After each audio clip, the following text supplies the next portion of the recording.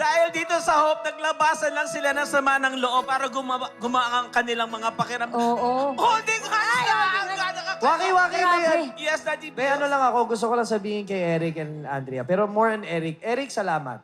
Salamat sa tinuro mo sa lahat ng nanonood ngayon. Dahil tinuruan mong lahat ng tao para magpatawad. Totoo. Yes.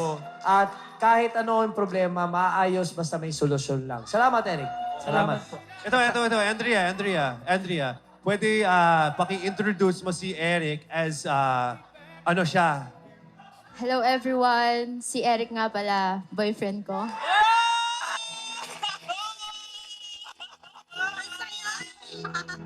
Sabi sa EDSA, my forever!